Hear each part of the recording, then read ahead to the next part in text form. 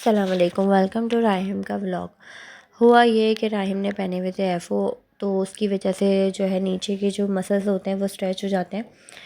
तो वो हाथ पकड़ के अपने बाबा का चल रहा था, तो चलते चलते जब वो गिरा तो उसकी जो नी थी वो ज़मीन पे लगी और उसकी वजह से सारा प्रेशर नीचे एफ़ो था, तो वहाँ के तो मसल स्ट्रेच थे। सारा वेट उसकी जो है नी पे पड़ा और वो इतनी ज़्यादा सॉइल हो गई थी। एफ़ो बनाने के लिए तो बहुत ही बोला हुआ है, लेकिन फिर भी बहुत बेड टाइम के अलावा भी सिर्फ वॉक के लिए पहनाती हूँ या कहीं जा रही हूँ तो पहनाती हूँ, वरना तो मैं उसको एफ़ो नहीं पहनाती क्योंकि मुझे पता है वो बिल्कुल बॉन्ड हो जाता है, मसल्स जो है स्ट्रेच हो जाते हैं। जब वो गिरा होगा तो नी की वजह से सारा वेट नी पे पड़ा और उसकी जो नी थी वो इतनी ज़्यादा जो है ना सॉइल हो गई थी और मैं इतनी ज़्यादा परेशान हो गई थी। लेकिन मैंने फिर जो है ना पायरनेक्स मंगा के वो लगाई और इसको काफ़ी बैंडेज वगैरह करके इसको मैंने जो है नी पैड पहना दिया था ताकि ये बैंडेज को खींचे नहीं, क्योंकि ये जो है बिल्कुल भी पहनता इसके थोड़े मैंने पाँव मूव करने की कोशिश करी, फिर ये थोड़ा बहुत बहुत डिस्टर्ब भी था, रो रहा था, इरिटेट हो गया था। तो फिर मैं इसको वहीं ले गई थी प्ले एरिया में ताकि इसका थोड़ा माइंड फ्रेश हो जाए, ये थोड़ा हैप्पी हो जाए। साथ ही मैंने भी अपना थोड़ा सा प्ले किया, 2-3 राउंड्स मैंने इसके लिया और मैं विन भी हो गई थी। होता ये है कि जब माँ बनने के बाद तो अपनी पर्सनल लाइफ कुछ भी नहीं होती, लेकिन ये है कि मैं अल्हम्दुलिल्लाह, अल्लाह का शुक्र है, मैं काफ़ी चीज़ें मैनेज अच्छे से कर लेती हूँ। अल्लाह का शुक्र है, अल्लाह ने मुझे इस चीज़ में बहुत हिम्मत दी हुई है कि मैं हर चीज़ अच्छे से मैनेज करती हूँ। लोगों को लगता है कि मेरी ज़िंदगी बहुत आसान है, पर ऐसा नहीं है। मेरी ज़िंदगी इतनी आसान नहीं है जितनी लोगों को लगती है। राहिम को मैनेज करना एक टास्क है और वो हर कोई नहीं कर पाता। राहिम जो है यानी मेरे साथ बहुत हैप्पी रहता है, बहुत खुश रहता है।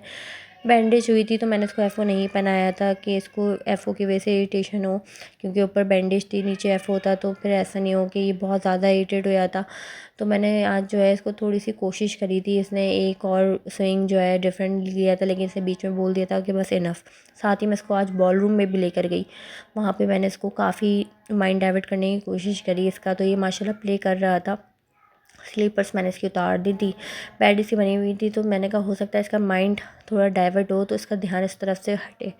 तो ये काफ़ी कोशिश कर रहा था और साथ मैं भी इसके लगी हुई थी, फराज भी लगे हुए थे, इसको माइंड डाइवर्ट करने की कोशिश कर रहे थे कि ये बस किसी तरह अपना माइंड डाइवर्ट करे ताकि इसका जो ये ऑटिज़म का सिम्टम है ये इस चीज़ से हटे। मैं भी साथ ही चूल्हे में बैठ गई थी, मैंने बोला लाओ थोड़ा सा ही मुझे देखेगा तो हो सकता है मेरे साथ आके बैठ जाए, पर ऐसा नहीं हुआ, ये मेरे साथ नहीं बैठा। माएँ बहुत थक जाती हैं बच्चों को मैनेज करना, ये जिस तरह स्क्रीन टाइम पे आपको दिखता है ऐसा बिल्कुल भी नहीं होता है। इसके साथ भी बिहाइंड जो सीन होते हैं वो बहुत ज़्यादा डिफ़िकल्ट होते हैं।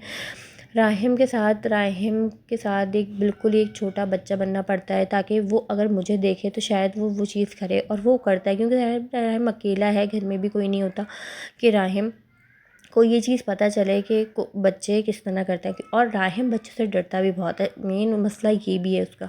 उसको न्यू बॉर्न तो पसंद है, लेकिन उसको थोड़े से चलने वाले बच्चों से जो है ना अलग सा मसला है।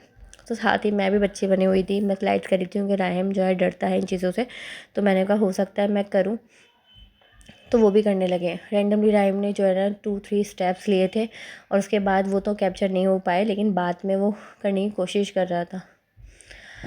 ज़िंदगी बहुत मुश्किल है, इंसान को ज़िंदगी आसान बनानी पड़ती है, कुछ बर्दाश्त करके, कुछ इग्नोर करके, बस ज़िंदगी ऐसे ही गुज़रती है। ताला हर माँ को सेहत तंदुरुस्ती वाली ज़िंदगी दे और मुझे इस आज़माइश में पूरा उतारे। मैं नहीं थकती, अल्हम्दुलिल्लाह मैं राहिम से बिल्कुल भी नहीं थकती, मैं बहुत हिम्मत से करती हूँ। मैं अभी से नहीं, मैं शुरू से बहुत हिम्मत वाली हूँ, लेकिन कभी कभी ऐसा होता है, मेरा भी दिल है, लोग कहते हैं कैसी माँ है ऐसे मतलब मुँह खोल खोल के बोल देती है, तो मैं तो माँ हूँ, अगर मैं रोने धोने करूँगी तो फिर मेरे बच्चे को कौन देखेगा।